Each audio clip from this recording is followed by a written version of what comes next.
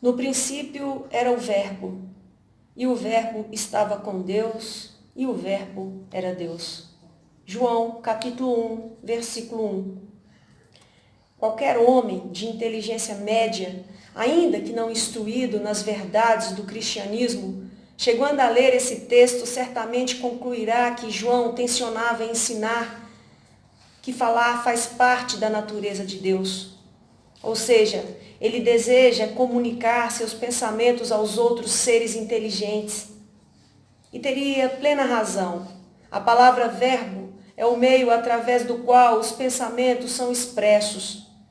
Pelo que também a aplicação do termo verbo ao Filho eterno de Deus leva-nos a crer que a autoexpressão faz parte inerente da divindade e que Deus está sempre procurando falar de si mesmo às suas criaturas.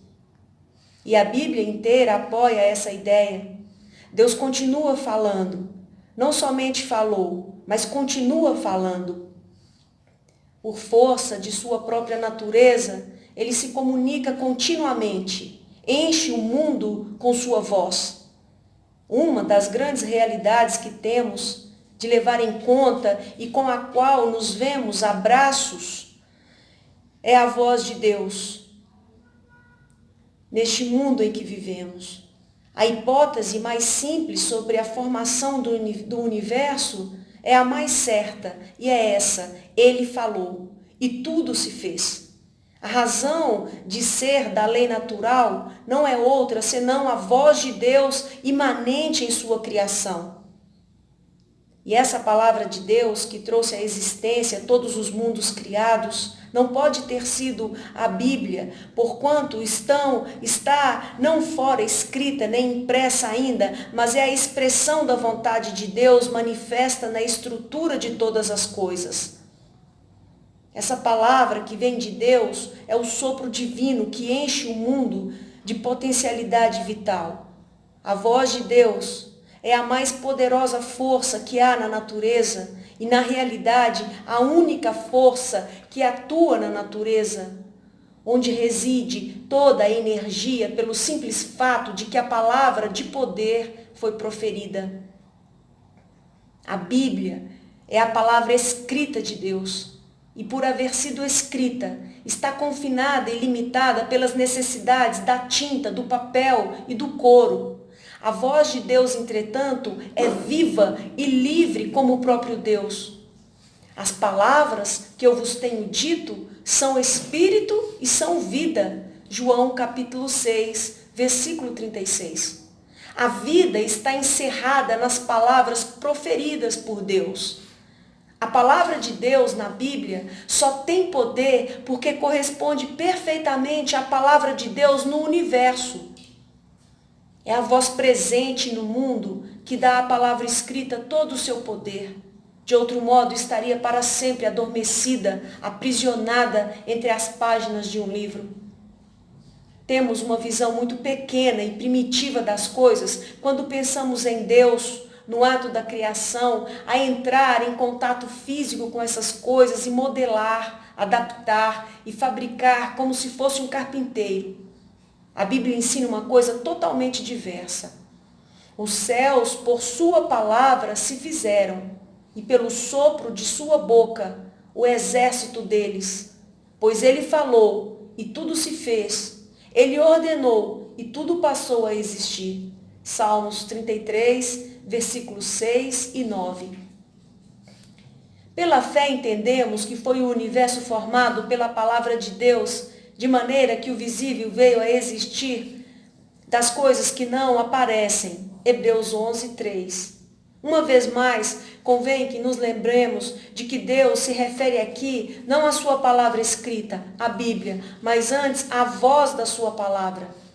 Isso se refere à voz que enche o mundo, aquela voz que antecede a Bíblia em séculos e séculos. Aquela voz que não silenciou mais desde o início da criação, mas que continua a soar e alcança todos os recantos desse imenso universo. A palavra de Deus é viva e poderosa.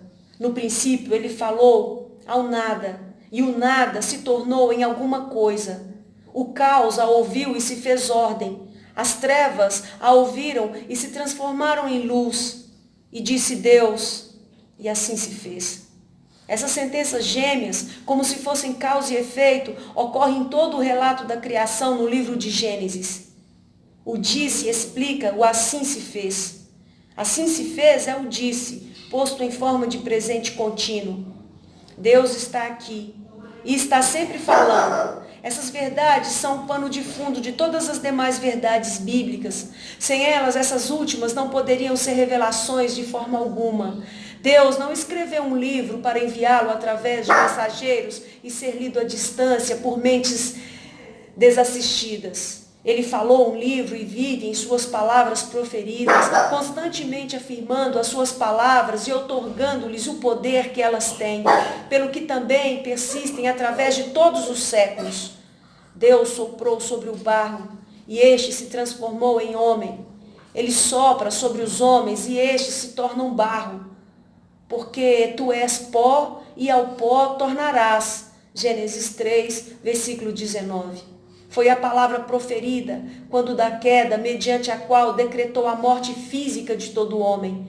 E não foi necessário dizer mais nenhuma palavra. O triste curso da humanidade em toda a face da terra, desde o nascimento até a sepultura, é prova de que sua palavra original foi o bastante. Ainda não demos atenção suficiente àquela profunda declaração que lemos no Evangelho de João.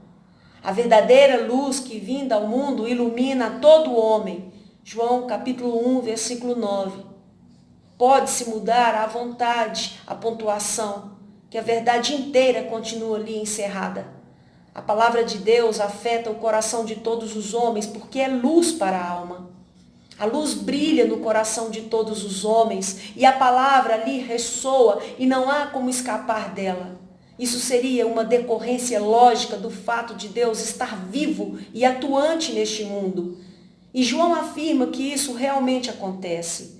Até mesmo aqueles que nunca ouviram da Bíblia já ouviram a pregação da verdade com clareza suficiente para que não tenham mais desculpas. Estes mostram a norma da lei gravada nos seus corações, testemunhando-lhes também a consciência e os seus pensamentos, mutuamente acusando-os ou defendendo-os. Romanos capítulo 2, versículo 15. Porque os atributos invisíveis de Deus, assim o seu eterno poder, como também a sua própria divindade, claramente se reconhecem, desde o princípio do mundo, sendo percebidos por meio de coisas que foram criadas. Tais homens são, por isso, indesculpáveis. Romanos capítulo 1, versículo 20. Essa voz universal de Deus era chamada de sabedoria pelos antigos hebreus e dizia-se que estava em toda parte investigando e perscrutando toda a face da terra, buscando alguma reação favorável da parte dos filhos dos homens.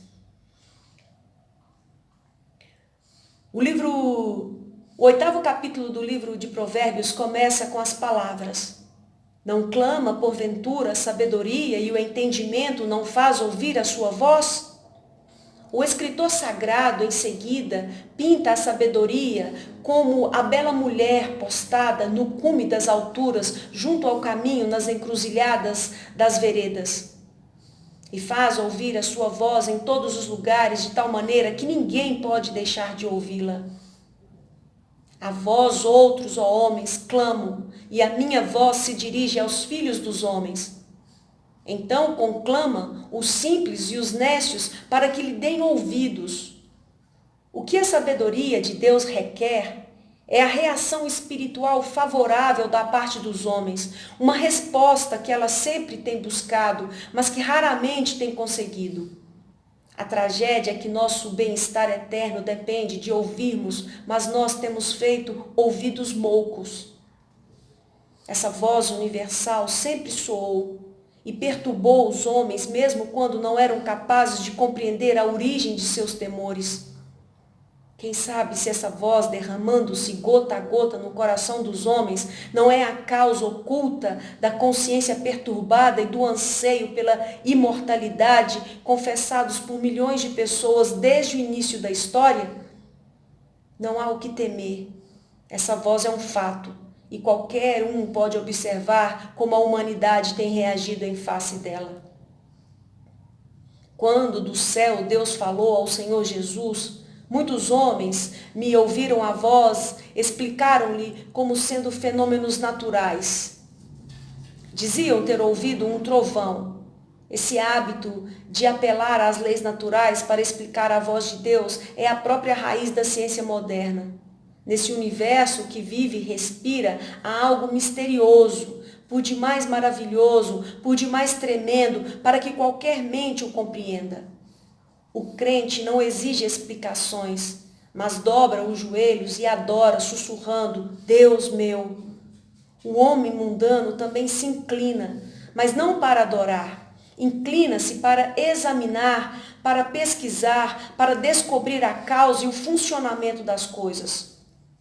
O que ocorre é que estamos vivendo na era secular. Estamos acostumados a pensar como cientistas e não como adoradores. Sentimos-nos mais inclinados a pensar do que a adorar. Foi apenas um trovão, exclamamos nós. E continuamos levando uma vida mundana. Contudo, a voz divina continua ecoando, chamando. A ordem e a vida do mundo dependem totalmente dessa voz, mas os homens estão por demais atarefados ou são teimosos demais para dar-lhe qualquer atenção. Cada um de nós já experimentou sensações impossíveis de serem explicadas. Um súbito senso de solidão ou um sentimento de admiração e espanto em face da vastidão universal. Ou como que recebendo um raio de luz de um outro sol, tivemos uma revelação momentânea de que pertencemos a um outro mundo e que nossa origem se explica em Deus.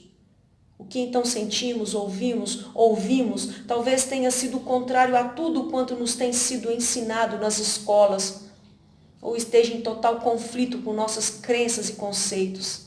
Naquele momento em que as nuvens se dissiparam e tivemos aquela revelação pessoal, fomos forçados a afastar as dúvidas costumeiras. Por mais que queiramos explicar essas coisas, penso que não estaremos sendo sinceros enquanto não admitirmos pelo menos a possibilidade de que tais experiências venham da presença de Deus no mundo, bem como de seus persistentes esforços para comunicar-se com a humanidade. Não ponhamos de lado essa hipótese para julgá-la falsa. Eu, particularmente, creio, e não me ressentirei se ninguém concordar comigo, que tudo quanto de bom e de belo o homem tem produzido neste planeta é resultado de sua resposta imperfeita e maculada pelo pecado à voz criadora que ecoa por toda a terra.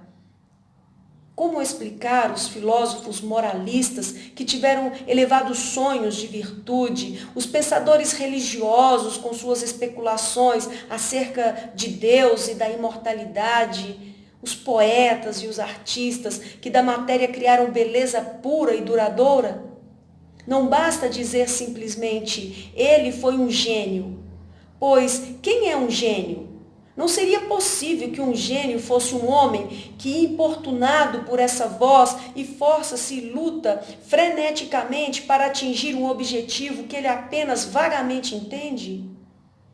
O fato de que na lida diária os homens tenham perdido Deus de vista, que até mesmo tenham falado ou escrito contra Deus, não destrói a ideia que eu procuro demonstrar. A revelação redentora de Deus nas Sagradas Escrituras é necessária para a fé salvadora e para a paz com Deus. Para que esta inconsciente aspiração pela imortalidade leve o homem a uma comunhão satisfatória com Deus, é necessário que ele confie no Salvador ressurreto. Para mim, essa é uma explicação plausível para tudo que é excelente fora de Cristo. A voz de Deus é amiga. Ninguém precisa temê-la, a menos que já tenha resolvido resistir a ela. O sangue de Jesus Cristo cobriu não apenas a raça humana, mas também toda a criação. E que, havendo feito a paz pelo sangue da sua cruz, por meio dele reconciliasse consigo mesmo todas as coisas, quer sobre a terra, quer nos céus. Colossenses capítulo 1, versículo 20. Nós podemos falar com toda a segurança de um céu que nos é propício. Tanto os céus como a terra estão cheios da boa vontade daquele que veio manifestar-se na sarça ardente. O sangue santo de Cristo, na expiação, garante isso para sempre. Quem quiser aplicar os ouvidos, ouvirá a voz dos céus. Estamos numa época em que os homens decididamente não aceitam exortações de bom grado, porquanto ouvir não faz parte do conceito popular de religião. E nisto estamos fazendo exatamente o contrário do que devemos. As igrejas, de um modo geral, aceitam a grande heresia de que fazer barulho, ser grande e ativa, torna a mais preciosa para Deus. Mas não devemos desanimar, pois é um povo atingido pela tormenta do último e maior de todos os conflitos que Deus diz: aquietai-vos e sabei que eu sou Deus. Salmo 46, versículo 10. E ele ainda diz o mesmo hoje, como se quisesse informar-nos de que nossa força e segurança dependem não tanto da nossa agitação, mas do nosso silêncio e serenidade. Precisamos estar quietos para esperar em Deus. Seria melhor se pudéssemos ficar a sós com a Bíblia aberta à nossa frente. Se quisermos, podemos nos achegar a Deus e começar a ouvi-lo falar ao nosso próprio coração. Penso que para a média das pessoas, a manifestação dessa voz será mais ou menos assim. Primeiramente, ouve-se um ruído como de uma presença a andar pelo jardim. Em seguida, ouve-se uma voz, mais inteligível, mas ainda não muito distinta. Depois disso, vem um instante feliz em que o Espírito Santo começa a iluminar as Sagradas Escrituras e aquilo que até ali fora apenas um ruído, ou quando muito uma voz, agora se torna em palavra calorosa, íntima e clara, como a palavra de um amigo muito caro. Depois é que vem a vida e a luz, e melhor de tudo, a capacidade de ver, de descansar em Jesus Cristo e de aceitá-lo como Salvador e Senhor. A Bíblia jamais será um livro vivo para nós enquanto não ficarmos convencidos de que Deus está articulado com seu próprio universo. A transição de um mundo morto e impessoal para uma Bíblia dogmática é difícil para a maioria das pessoas. Talvez admitam que devem aceitar a Bíblia como a palavra de Deus e talvez até tentem pensar nela como tal. Mas depois descobrirão ser impossível crer que as palavras escritas nas páginas da Bíblia se aplicam à sua vida. Um homem pode dizer com os lábios: estas palavras foram dirigidas a mim, e contudo, em seu coração, sentir que não sabe o que elas dizem. É nesse caso vítima de um raciocínio errado. Pensa que Deus permanece mudo em tudo o mais e se manifesta apenas em seu livro. Acredito que grande parte de nossa incredulidade se deve a um conceito errôneo a respeito das Escrituras. Deus está silencioso e subitamente começa a falar em um livro. Terminado o livro, cai no silêncio outra vez e para sempre. Por isso, muitos leem a Bíblia como se for o registro do que Deus disse quando estava com vontade de falar. Se pensarmos dessa forma, como poderemos confiar plenamente? O fato, contudo, é que Deus não está calado e nunca esteve. Falar faz parte da natureza de Deus. A segunda pessoa da Trindade é chamada de verbo, palavra. A Bíblia é o resultado inevitável da contínua manifestação de Deus. É a revelação infalível de sua mente, a nós dirigida expressa em termos humanos, para que possamos compreendê-la. Penso que um novo mundo surgirá dentre as nebulosidades religiosas, quando nos aproximarmos da Bíblia, munidos da ideia de que se trata não somente de um livro que foi falado numa certa época, mas que ainda continua falando. Os profetas sempre afirmavam: assim diz o Senhor. Queriam que o povo entendesse que Deus fala em um presente contínuo. Podemos usar o verbo no passado para indicar com propriedade que em certo tempo determinada palavra foi proferida por Deus. Mas uma palavra nascida continua viva e um mundo criado continua a existir. E essas ilustrações são bastante imperfeitas, pois as crianças podem morrer e os mundos fatalmente passarão, mas a palavra de Deus dura para sempre. Se quisermos conhecer cada vez mais ao Senhor, abramos as Escrituras confiando em que elas nos falarão. Não pensemos, porém, que a Bíblia seja algo que podemos torcer à vontade, segundo a nossa conveniência, porque ela é mais que uma palavra, é uma voz, uma palavra, a palavra do próprio Deus. Senhor, ensina-me a escutar. Esta época é barulhenta e os meus ouvidos estão cansados dos milhares de sons roucos que continuamente o assaltam. Dá-me o espírito do menino Samuel que disse: fala, porque o teu servo ouve. Deixa-me ouvir a tua voz em meu coração. Permita-me ficar habituado ao som de tua voz, de modo que ele me seja familiar. Quando os sons da terra fornecerem e o único som existente vier a ser a música da tua voz. Amém.